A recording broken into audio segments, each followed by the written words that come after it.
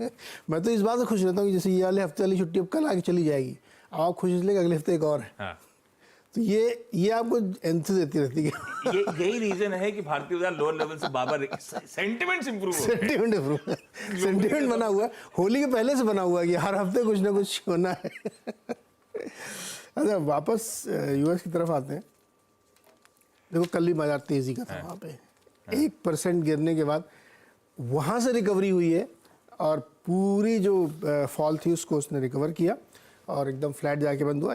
Rather की S&P और Nasdaq तो ग्रीन में बंद हुए, ऊपर जा के बंद हुए। डाउ थोड़ा सा 9 पॉइंट खाली, तो उसको नहीं कह सकते, लेकिन जिस तरह से वो शुरुआत में गिरा फिर रिकवरी की, इसलिए मैं उसको कह रहा हूँ तेज़ी से। अब आ जाएगा नंबर इन्फ्लेशन वाला।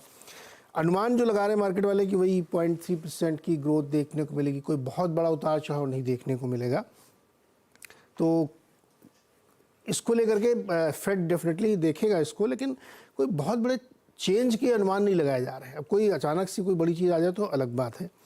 तो इसलिए मार्केट में जो तेज़ी है ये एक पहेली है। तो आज मैंने और थोड़ा डीप में जाके पढ़ने की कोशिश की, भाई ये क्यों तेज़ी इतनी हो रही है। कमोडिटी भी चल रही है, क्रूड गिरा नहीं है। क्रूड अगर आप 90 से नीचे देख रहे हैं ब्रेंट, तो इसलिए क्योंकि यूएस की इन्वेंट्री बढ़ गई तो वो $1-8 ऊपर नीचे हो जाता है।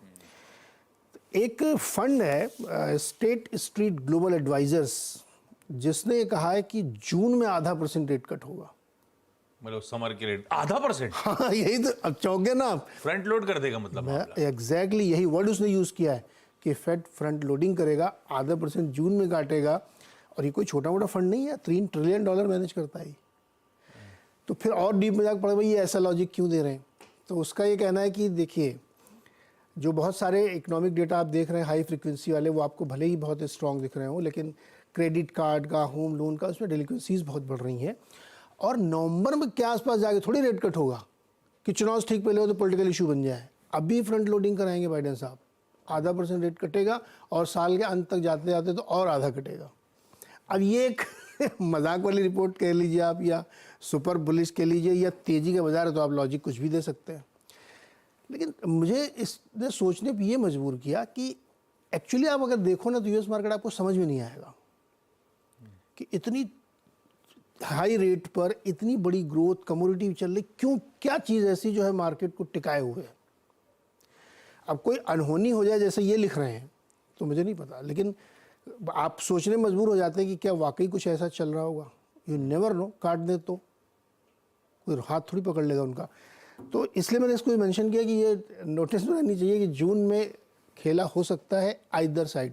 हो सकता है एकदम आपको गुगली दे दें कि हम अगले 6 महीने और कुछ नहीं करेंगे, या हो सकता है वो रेट कट हो ही जाए। मार्केट जो टिका हुआ है ना इतने ऊपर पे यूएस का मार्केट, ये आपको बार बार सोचने के लिए मजबूर करता है कि क्यों। लॉजिक है, क्यों प्रेसिडेंट साहब आके बोले 3 रेट कट जब डेटा नहीं था। Exactly. तो उन्होंने आपको तैयार करा। और ये बात सही है कि अगर आपको इलेक्शन रिलेटेड ही रेट कट देना है तो फ्रंट लोड करो और अभी करो, तब तो फायदा दिखेगा वहां पे। अभी आप 0.5% काट दो, उसके बाद 2 बैठक में कुछ मत करो। हाँ, ये परकुलेट होते होते वहाँ फायदा मिलना शुरू हो जाएगा। तो इसकी बात में मुझे लॉजिक लगा, तो मैंने फिर ये रिपोर्ट हमने कहा मेंशन आपके लिए करनी चाहिए। कमाल है, देखना क्या होता है। इसलिए टेक्स्ट बुक सब कुछ नहीं डिफाइन करती। टेक्स्ट बुक ना टेक्स्ट बुक तो MBA कर लो, लेकिन सब कुछ जो है ना मार्केट ही सिखाता है एंड में। इसीलिए इनका नाम है स्टेट स्ट्रीट ग्लोबल एडवाइजर।